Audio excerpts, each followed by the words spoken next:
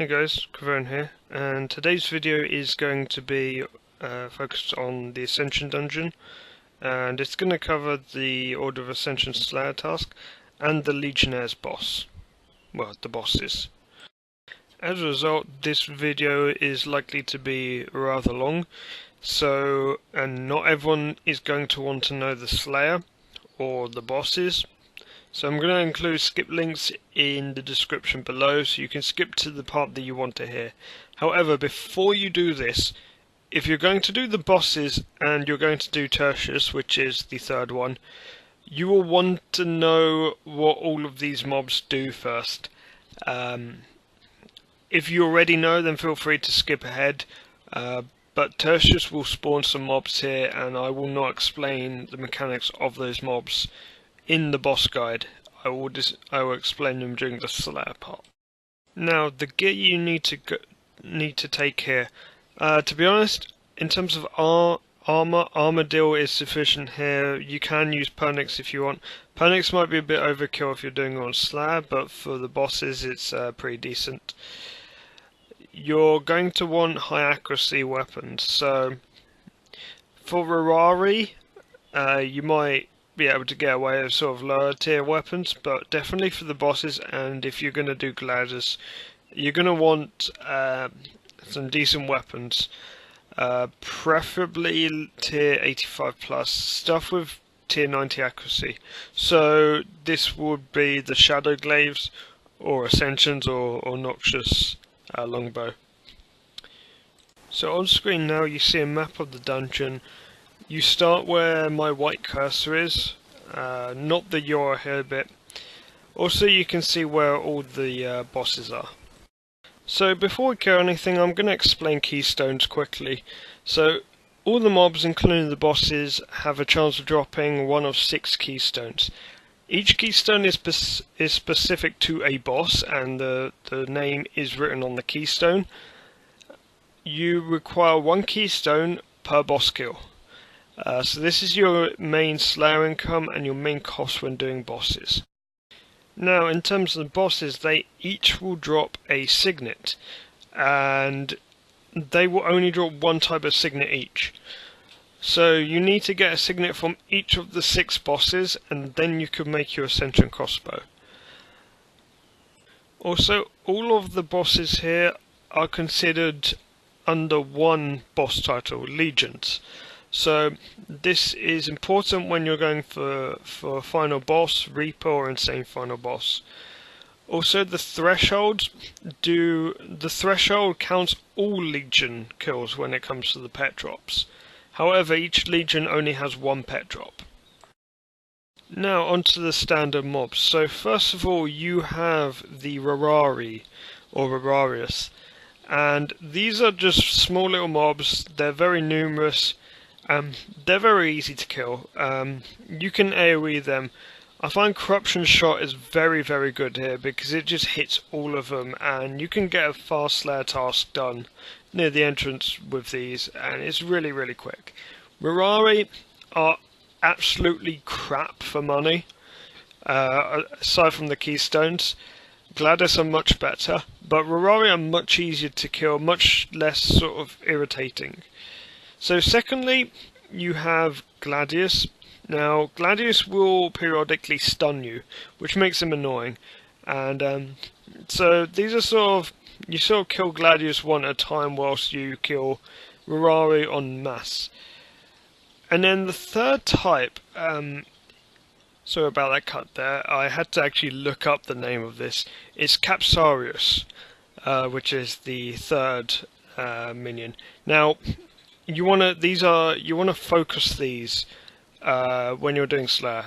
They are your priority target because they will reduce the damage you deal to anything nearby substantially, and they will heal that target as well. So there's not many of them. They sometimes spawn like 1, maybe 2 per room, but you need to kill them very, very well. You need to kill them before anything else, pretty much. So the 4th Slayer mob are called Scutarius, and these are the big guys with shields, and this is sort of why Slayer Masters will recommend you to take 2 people, because they will block a massive amount of damage unless it's attacked directly from behind, so where their shield can't do anything. Which is why I've got my my good friend Chef here, who's kindly helping me for recording this section. I would not recommend doing these unless you're doing co-op. Even then, they might be a little bit of a pain. So now I'm going to cover the Legion's boss fights. Now all of them have the same base fight with one additional mechanic depending on the Legion that you fight. So first of all, I'm going to cover what all of them do. So all of them will do this lightning attack, which will throw a AoE of lightning on the ground and deal constant 2000 magic damage every time you get hit by it, and it will kill you very quickly. As a result, you want to be praying magic and you want to be using devotion as often as possible. Now, they will do this in a pattern, in accordance with their basic attack as well. So, they will basic attack you, and then they will throw a lightning ball at where you are, and then they will throw a second lightning ball at where you tried to go to avoid the first one. So you have to anticipate this and move twice. You can see that animation when they're throwing lightning at you, but it's more just getting used to the balance of the fight and the rhythm of the fight. They also have a protection against damage when you're at range. So if you go close, they'll take almost full damage. But if you go further out, the further you go, the less damage they'll take. Now, each of the legions has a special ability that they use at 75%, 50% and 25% of their full health. And these are sort of what I'm going to explain with each of the particular bosses. So this is 7,500 of their health each time. So, as I get a signal, I'm going to explain Primus first. So Primus is extremely easy because his special ability that he uses at every 25% of his health is that it increases his damage. So this changes the fight in no way whatsoever. So all you need to do is just don't get hit. It's the same fight all the way through. It's very, very simple. Now, Scutarius is a very, very simple fight. So, what he will do at every 25% is he will increase the speed at which he uses his lightning attack.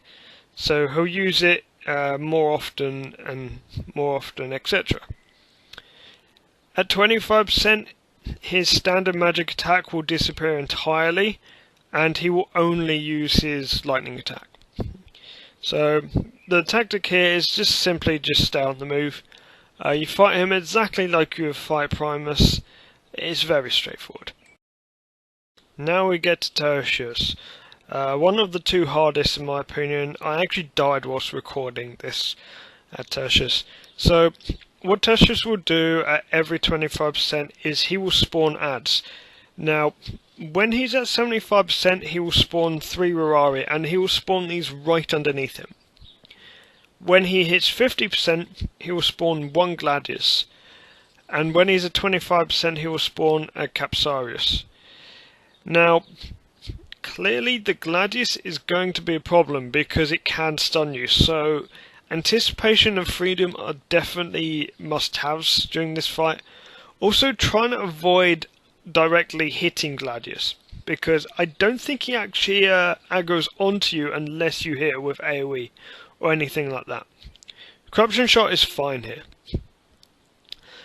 Now, the third one, obviously, Capsarius, is going to reduce the amount of damage you deal to the Legion and start healing him, so you can either try and burst the Legion down before Capsarius is able to actually do anything, or you're going to have to hit Capsarius afterwards.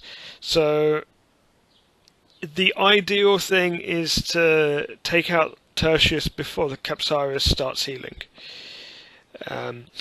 again, Corruption Shot is going to be very, very helpful here. So we're on to Quartus. Now Quartus is a rather simple one. What he'll do at every 25% is he will teleport you in towards him. Now obviously if there's lightning on the ground, this will cause you to take damage as well. So the best way to do this is know when he's about to do it, which is every 7,500 health of his. And also Devotion is going to help you out a lot. But what I tend to do is I actually give this guy a bit more space than the others. So that if I get dragged in, there's more of a chance that it's not going to be with where lightning is. So that's what I do. It does result in sort of a slower kill, but it does keep you alive, so it's up to you. So second to last, we're going to get to Quintus. Now Quintus is, in my opinion, the hardest one of the 6. What he will do at every 25% is he will spawn a purple line across the room based on your position. Now this purple line, whilst you're standing here, does exactly the same as if you're standing in lightning. The first one is going to be horizontal across the room based on where you are. The second one's going to be vertical, and the third one's going to be horizontal. So you can manipulate this by knowing when it's about to happen. If you have your run off, you can actually step next to them and walk across them without taking damage. You can also mitigate the damage by using Devotion, but for the most part you're gonna be left with not much room left in this chamber.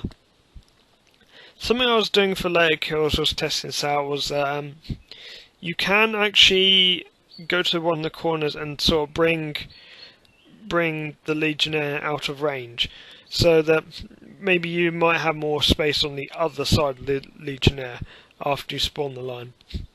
But yeah, this is a very difficult fight. You have to be very, very conscious of your surroundings.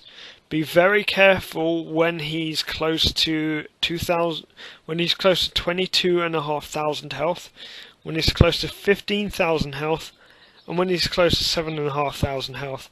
And you have to know which way he's going to do this. So horizontal, vertical, horizontal. This will help you avoid taking the bulk of the damage from this.